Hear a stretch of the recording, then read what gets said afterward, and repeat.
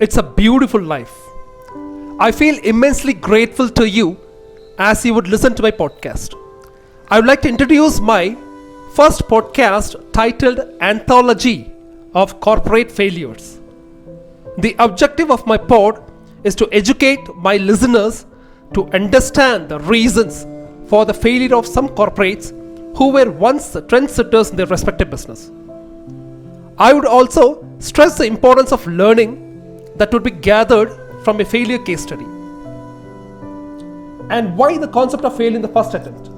It's a very natural question, right? Why the concept of failure in the first attempt as a podcaster?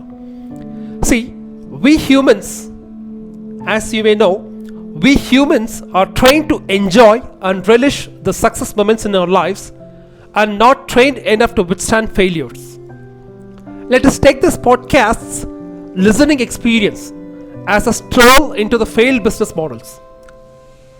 Remember, a failed model's case study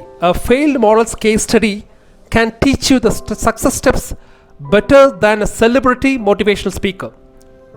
You agree, right? Hope my podcast adds value to your learning. Thank you.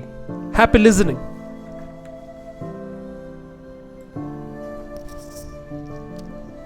Kodak cameras. The name says it all. It was in the year 1999 I procured myself a prized possession. It was a Kodak camera for rupees 999 at Bangalore. Kodak cameras were trendsetters for that particular moment of time. The same Kodak cameras filed for bankruptcy in the year 2012. Let's see what happened.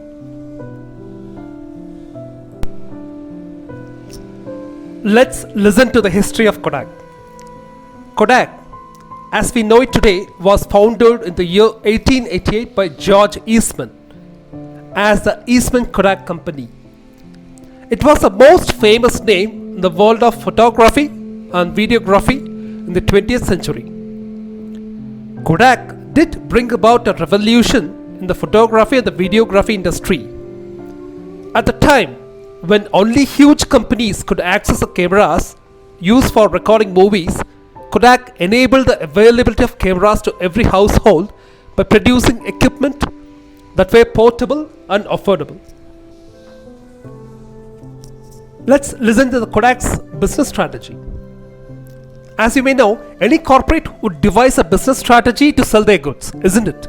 Similar way, Kodak had an interesting as well as a money-making business strategy. The name of the strategy is Razor Blade Business Plan. The idea behind the Razor Blade Business Plan is to first sell the razors with a small margin of profit. After buying the razor, the customer will have to purchase the consumables again and again. So it is a razor blade in this case. Hence, sell the blade at high profit margin. Kodak's plan was to sell cameras at affordable prices with only a small margin for profit, then sell the consumables such as film, printing sheets and other accessories at high profit margin. Using this business model, Kodak was able to generate massive revenues and turn into a money-making machine.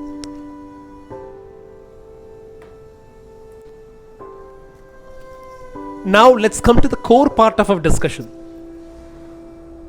Let's try to understand why a big corporate like Kodak failed. Number one, Kodak failed to have a longer vision. Repeating it, Kodak failed to have a longer vision.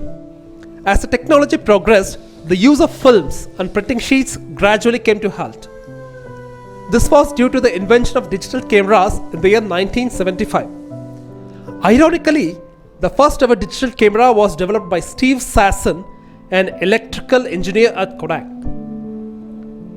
The interesting information about this is that when Mr. Sasson presented his product to the management, he was told to put the product under wraps, as the management thought the print and the paper photography is going to exist forever. This was the first miscalculation from Kodak.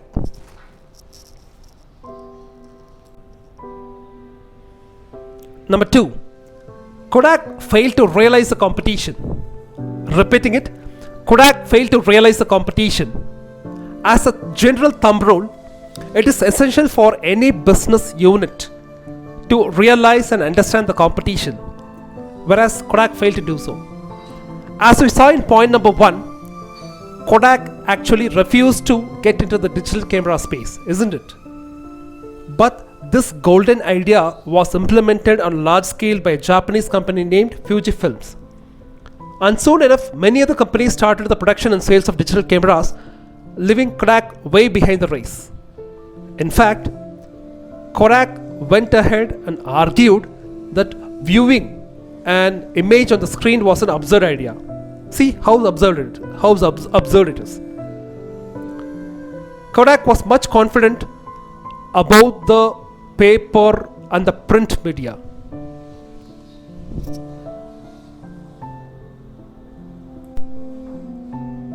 Number 3, Kodak failed to listen to the feedback and market statistics. Repeating it, Kodak failed to listen to the feedback and the market statistics. Kodak actually wasted time on promoting the use of film cameras instead of emulating its competitors. It completely ignored the feedback from the media and the market. Kodak tried to convince people that film cameras were better than the digital cameras and lost 10 valuable years in the process. Customer is the king. The customers too realized that digital photography was way ahead of the traditional film photography. It was cheaper than the film photography and the image quality was better.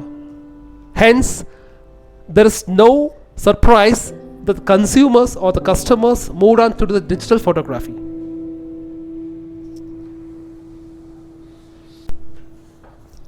Summarizing the causes which led to the downfall of Kodak once again. Number 1, Kodak failed to have a longer vision for its product.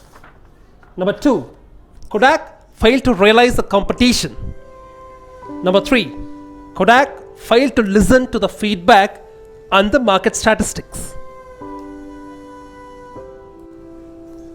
Now, coming down to the most important part, the learnings. What are our takeaways?